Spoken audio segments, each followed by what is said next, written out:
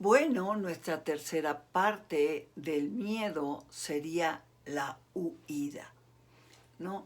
En la primera parte hablamos sobre qué nos provoca el miedo en nuestro cuerpo.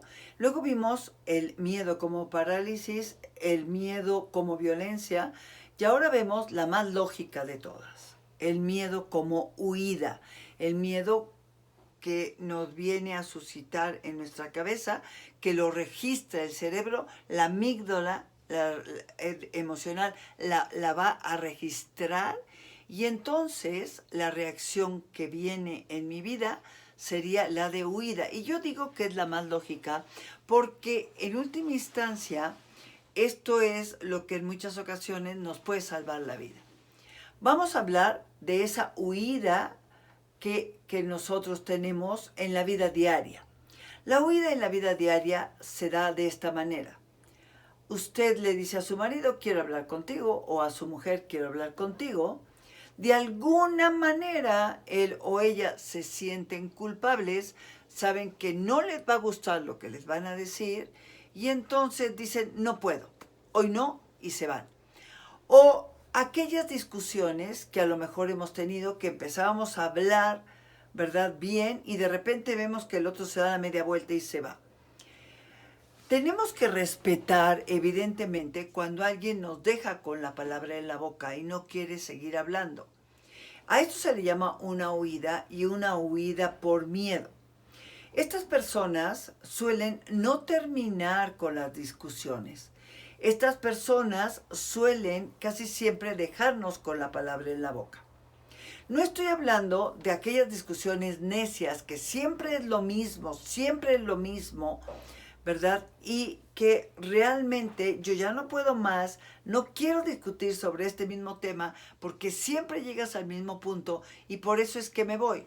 Me refiero a aquellas discusiones tan desgastantes, ¿verdad?, que pudiéramos tener y no nos permiten tener.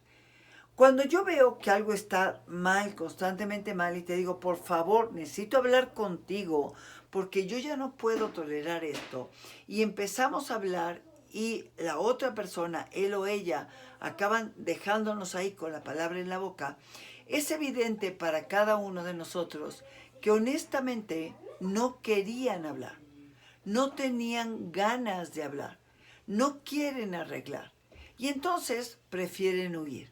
En esta huida nosotros conocemos realmente a muchísimas personas. Personas que quizás no tienen argumentos suficientes para sostener o mantener su postura ante cualquier cosa. En familia, las parejas, los padres con los hijos, estamos hechos para hablar. Pero tenemos que aprender a relacionarnos primero sin violencia, sin gritos, sin amenazas, sin golpes. La segunda manera que tenemos para comunicarnos es no agredir al otro. Es que eres un tonto, es que así no se vale, es que de verdad te burlas. Agredir. La manera que tenemos nosotros, si queremos mantener una conversación, es empezar con la palabra yo, en primera persona, yo. Yo me siento muy lastimada. A mí no me gusta que me traten así. Es que en mi persona eso resulta violencia. Hablar en primera persona es evitar la agresión. Y muchas veces vamos a evitar la terrible huida en las discusiones. Porque esta huida, esta reacción que tenemos como parte del miedo, es una reacción muy desgastante para muchísimas parejas que no logran tener una comunicación, digámoslo así, adecuada. Porque en medio de la discusión el otro se tapa y se va. Otra manera de huir, pero más pasivamente, es no reaccionar, como un muro, como una pared, ¿no? Es una manera de huir, pero de huir muy cómodamente, ¿no? Hay personas que hacen tanta violencia que en lugar de huir o irse, prenden el televisor y se ponen a escuchar el televisor. Es una manera de huir, pero también de ser violentos. Para que nos demos cuenta que no es que hay un rasgo terriblemente claro. Podemos revolver en el miedo la violencia, la huida, la parálisis, agresiones, o sea, el miedo nos da a todos para todo. El miedo viene a resultar en cada uno de nosotros, ¿verdad?, una reacción distinta. A mí me gustaría, más que nada, que todos fuéramos conscientes, primero, que el miedo existe en todos los seres vivos. En los animales también existe. Y ese miedo en cada uno de nosotros va a responder en mucho como lo aprendimos. Pero en la vida todos estamos hechos para seguir aprendiendo.